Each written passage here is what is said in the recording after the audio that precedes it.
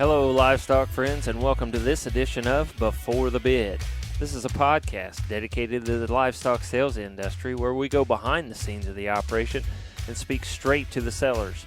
We discuss topics about the important aspects of their operation, location, the people behind the prep work, and talk about some of the animals that will be offered to you, the prospective buyers. Hopefully, you've got your sale catalog close by. You might have to go look through that pile on your desk. But if not, then you're probably like me and driving down the road or busy with chores around the farm. And that's okay too. Wherever you are and whatever you're doing, I hope you enjoy this segment of Before the Bid. I'm your host, Andy Howell.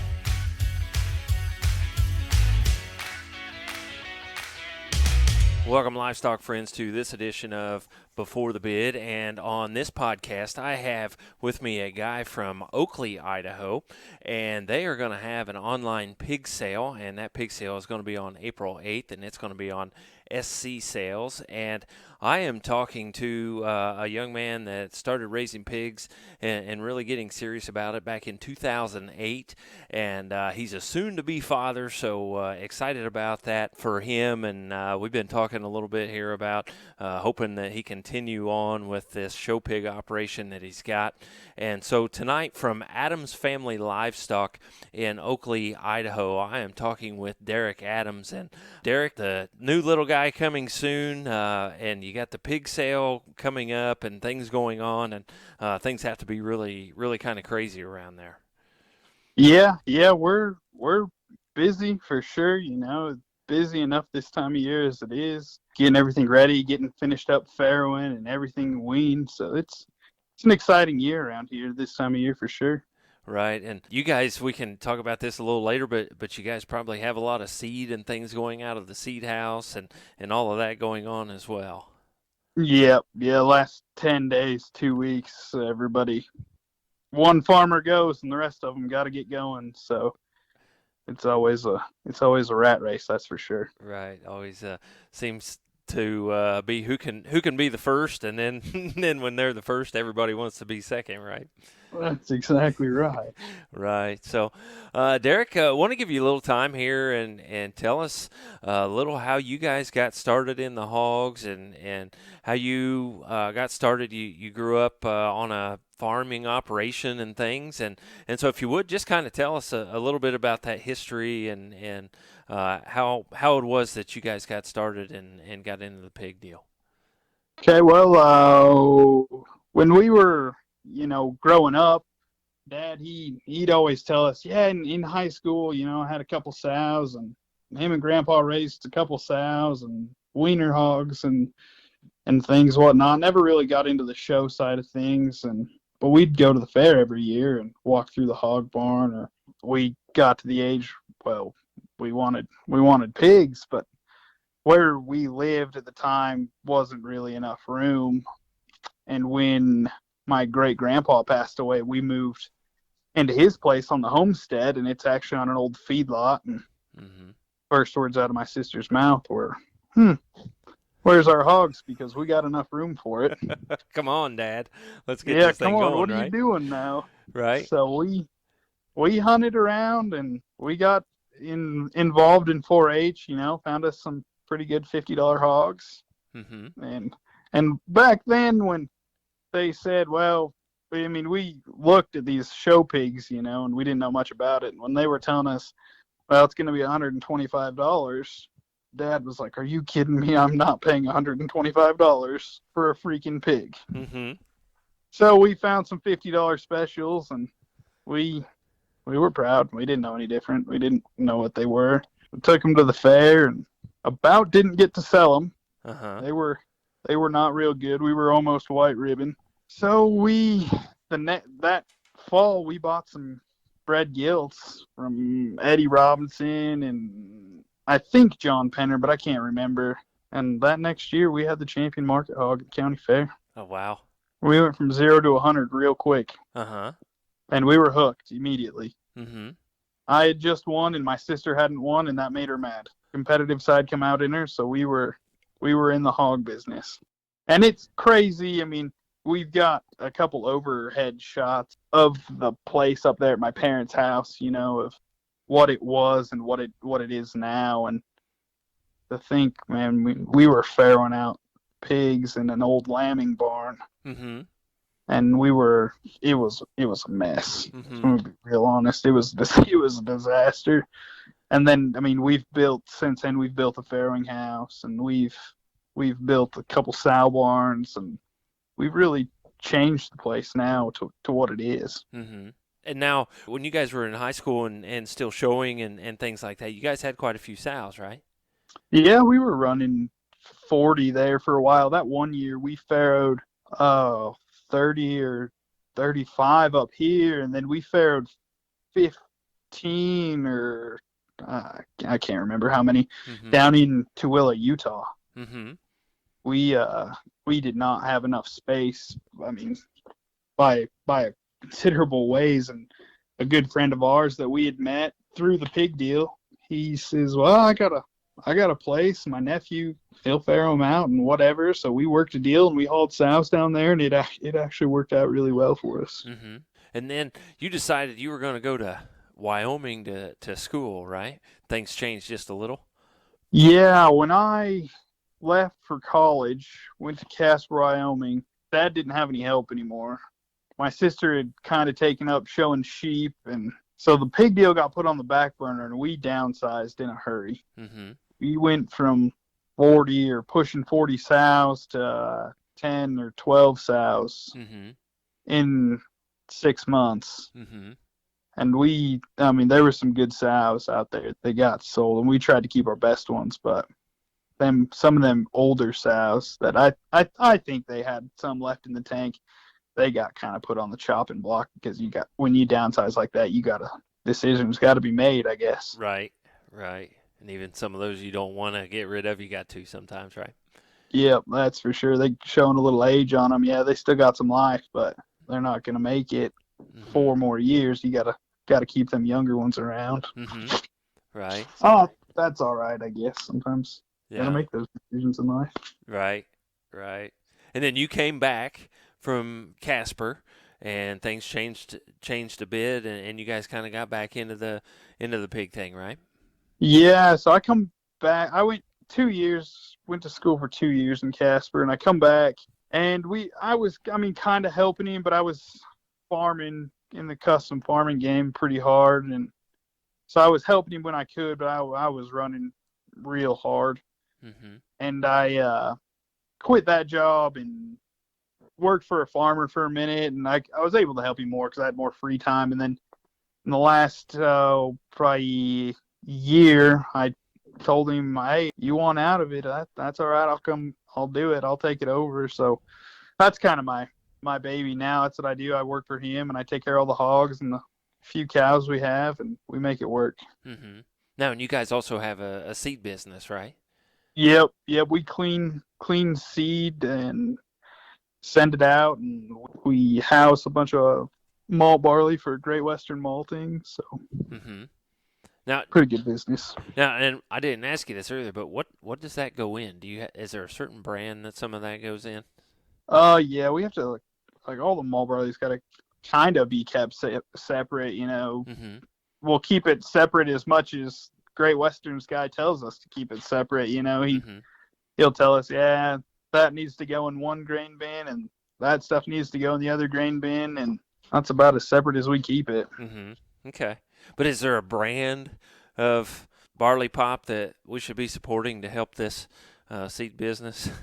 Honestly, those guys, Great Western, they're actually kind of a unique business. What they do is they'll malt it for like these breweries that you see around. So I like in the Northwest, these micro brews are so big, Okay. and that's where most of it goes. Oh, okay. Okay. And lately, we kept some high protein stuff separate, and they sent it back to Tennessee to get made into whiskey or something. I don't know, Mm-hmm. but they never tell us who they send it to. That's not. I would kind of like to know, but Right. Well, that's why I was trying to get everybody to maybe help support that business to help support your pig business as well. yeah, micro brews, I guess, in the north. Okay. We send a lot of grain to Vancouver, so Okay. micro brews, maybe you'll support us some way Okay.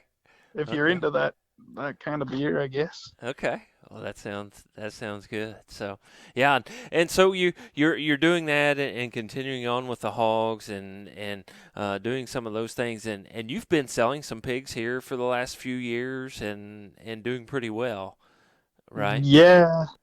So we actually got into this online deal. Mm-hmm. You get guys, hey, how do I get your best one? Mm-hmm. What do I got to do to get your best one?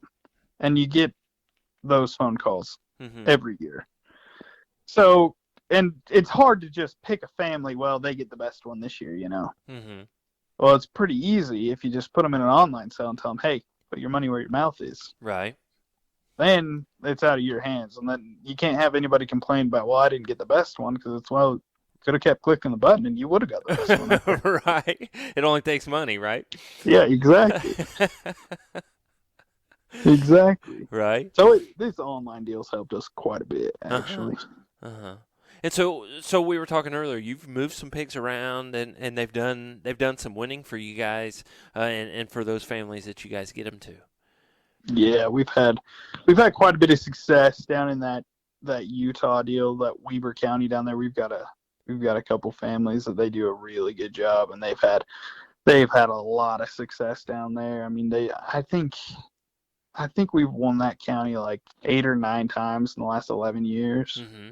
Those families down there have a lot of success, and we've had a fair amount of success on the jackpot market in Oregon as well, with a couple purebreds a couple purebred gilts have done really well for us in that part of the world as well. Mm-hmm. Well, that's a ways to move pigs to Oregon, right? Where is Oakley, Idaho? It is 20 miles north of the Utah-Nevada border. Where Utah and Nevada Okay. come together, we're 20 miles north of there. Okay. Okay. So you've got quite a few different states right around there that you can get to. Yeah. Yeah, our biggest markets are that Utah and Oregon, and this pandemic we're in's kind of shut down that Oregon market quite a bit for us, Mm-hmm. actually. Yeah, and what breeds have you guys messed around with and been a part of and had some success with?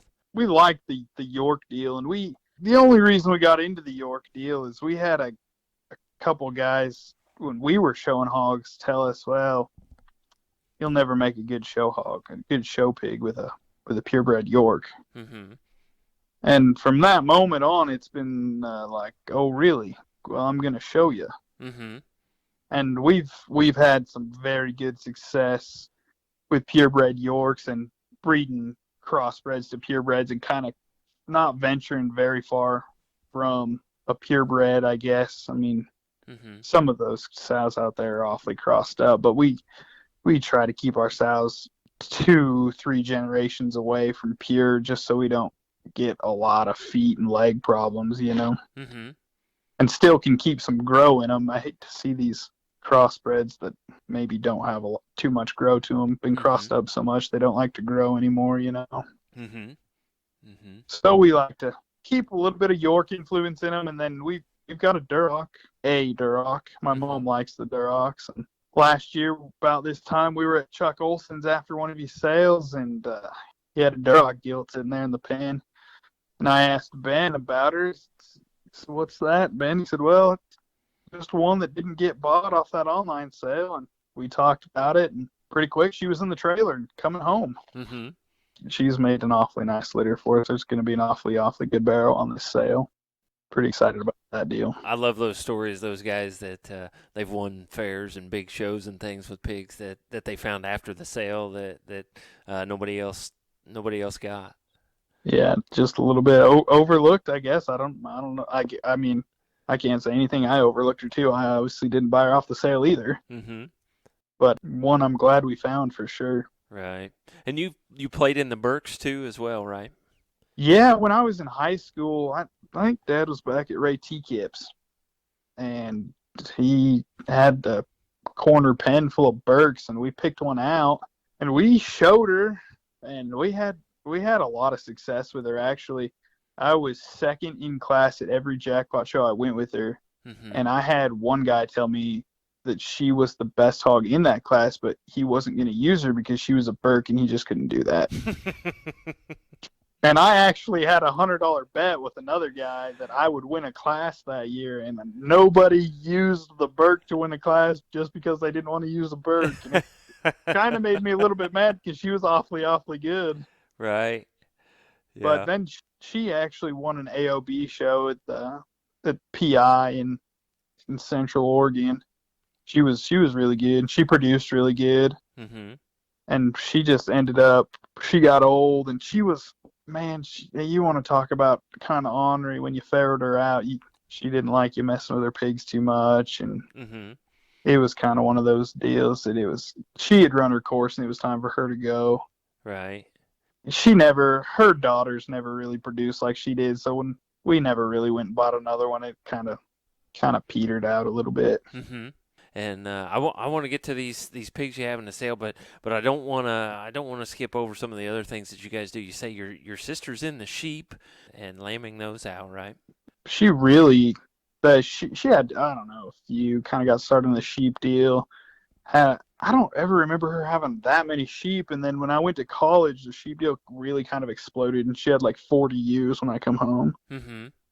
And between the hogs and the cattle, there just wasn't enough room. So when she went to college, she leased those out to the neighbors, and it was the greatest thing ever. Uh-huh. And she's still, I mean, she helps them when she's home for spring break or Christmas break or Mm-hmm. whatever. She helps them out, and she's going to Reno with them. Mm-hmm. She was gonna go to India because Indianapolis was just this last week, Mm-hmm. Mm-hmm. and she was supposed to go there, but she's actually kind of bent about that. She said, no, I better stay and go to class, and then they canceled all her classes. Oh no. So I talked to her yesterday. She was a little bit upset about that. Right. Miss the Midwest Elite, right? Yeah, she Yeah. was not too happy about that. Oh wow. Yeah, I can understand that. So it sounds like when one of you goes away, what other animal you guys have kind of goes away as well, huh? Yeah, yeah. The cows stayed neutral. They're there, Okay. but the hogs or the sheep, they go one way or the other. Right. Okay. Well, tell us about the cattle operation just a bit.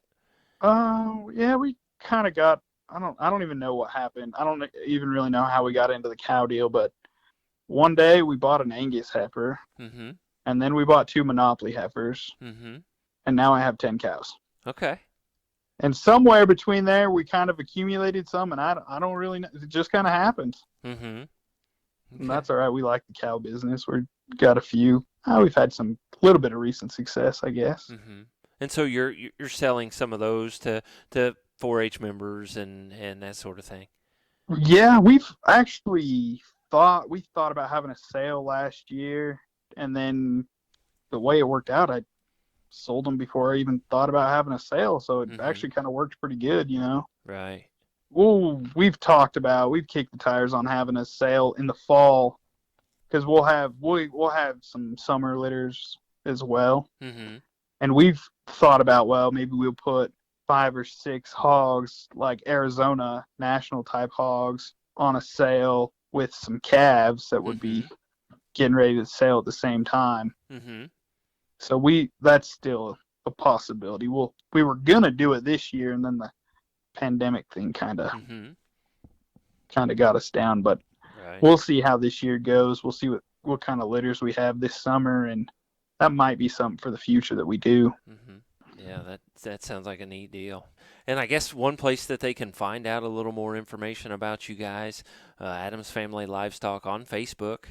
Stalking your Facebook here, there's something that we've kind of talked about, but hasn't really come out, and it says right there in one of your opening statements, Adams Family Show Pigs and Club Lambs, the family-run farm project pigs and lambs at affordable prices, and you like to promote the 4-H as a way to spend quality time with family and youth while instilling work ethics and responsibility. So I think that's a great thing that you guys have on there, and from what I can tell by meeting you and talking with you and hear why it seems like that's really what you guys are about.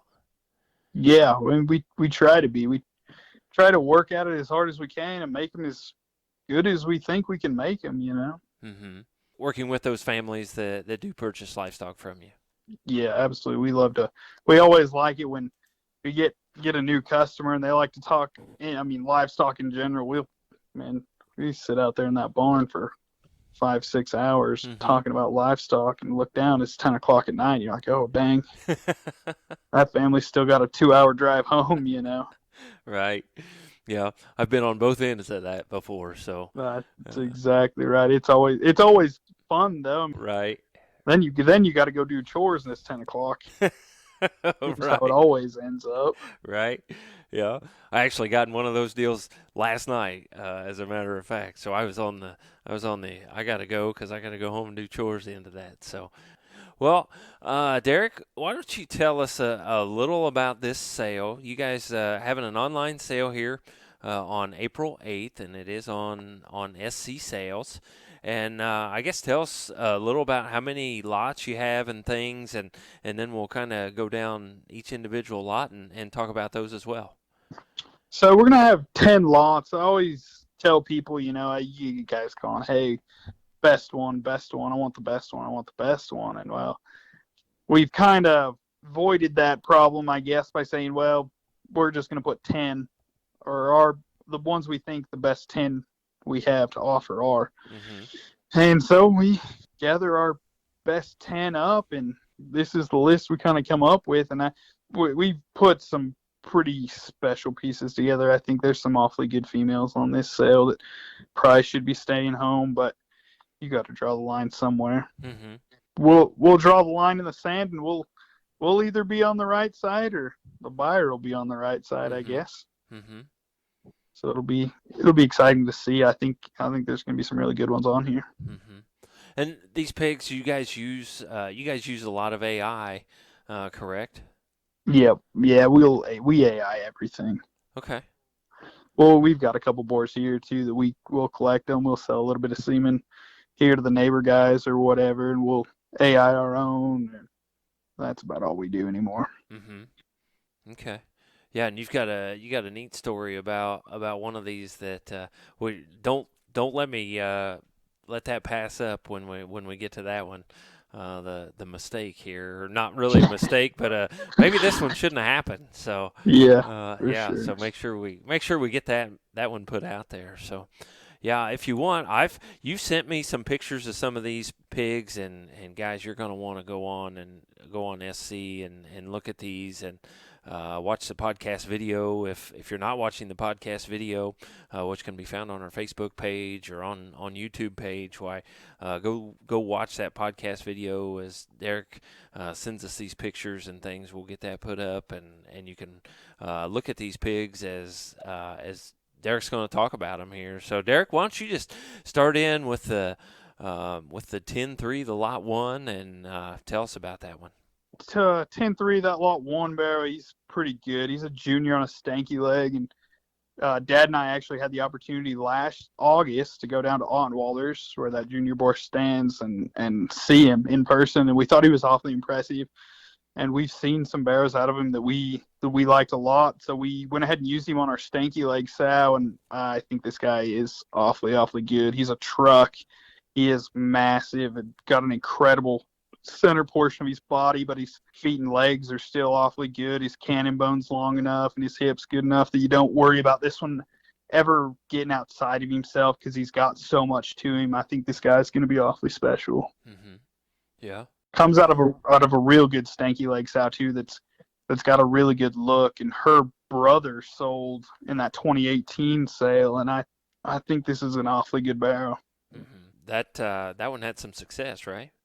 Yeah, he ended up in a county, 2 counties over, I think, and he should have won that deal, but he was third overall because he was 299 pounds the day they showed him. Mm-hmm. And I talked to that judge after, and he's like, man, that hog is awfully impressive, but he is a little bit big to be here. Yeah, Mm-hmm.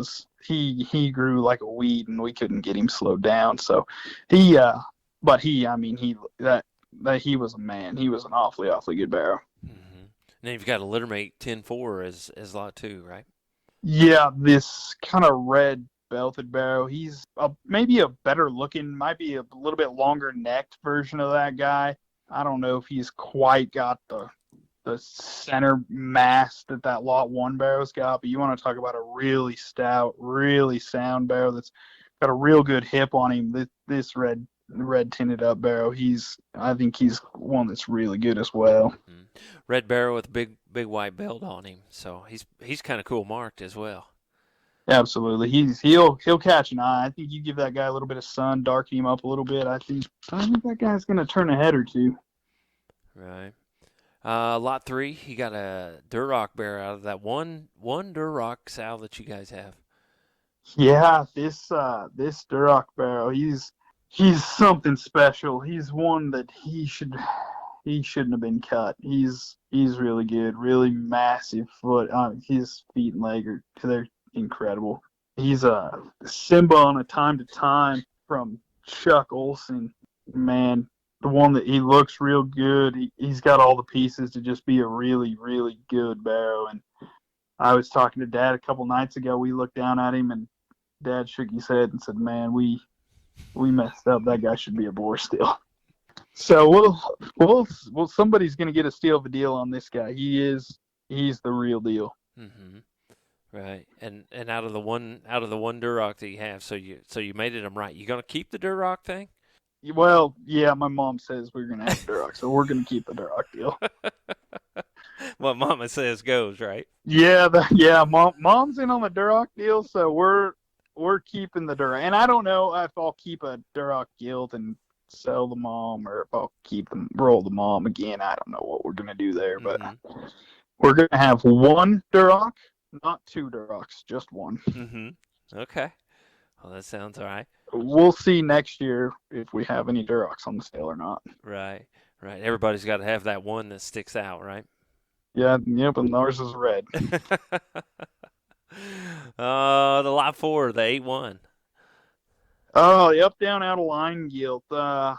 We got to see this boar as well when we were back at Ottenwalder's, and we asked Russell, and man, we really like that up, down boar. You know, what's his story? And he told us, that's probably the one boar on this place that I don't use enough of. Mm-hmm. It makes really, really good pigs, but he just gets overlooked. You know, you get rolling through new boars at a place like that, and like, dang, I should stop and use them older boars that are still working, you know. Mm-hmm. So we put him on an out of line sow that we bought from Paul Millay, and her litter mate was the champion of the Sioux Empire. Oh, wow.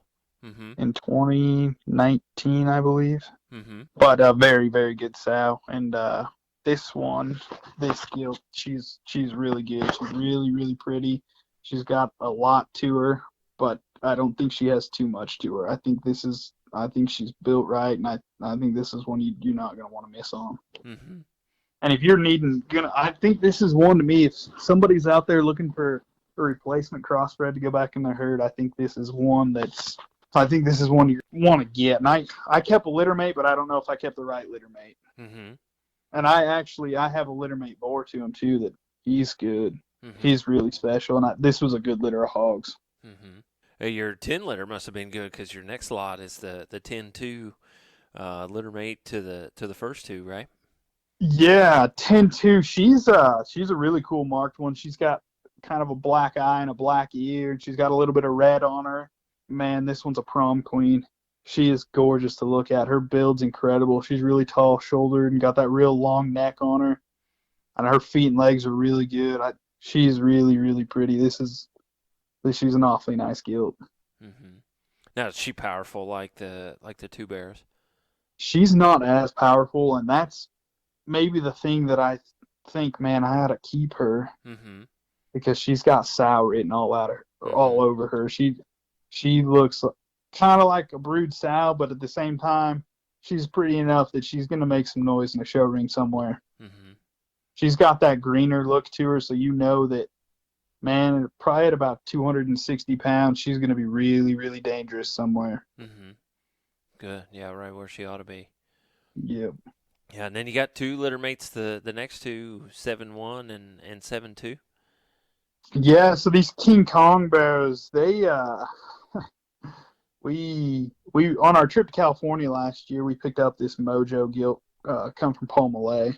We had ordered some semen from Chuck Olson, and we got one of the doses, and it had been broke in the box on the way there. So Chuck sent us some more, and I asked him if he had any King Kong. He said, "Yeah." I said, "Okay, well, throw it on too." And it was actually going to go in a different sow. It was going to go in a sow from the Baker brothers, and she ended up not coming into heat. And this Mojo gilt was in heat, so I went ahead and bred her, and we got 2 pigs out of her, and they're both in the sale. Mm-hmm. And they are both awfully good. Mm-hmm. Very, very stout pigs.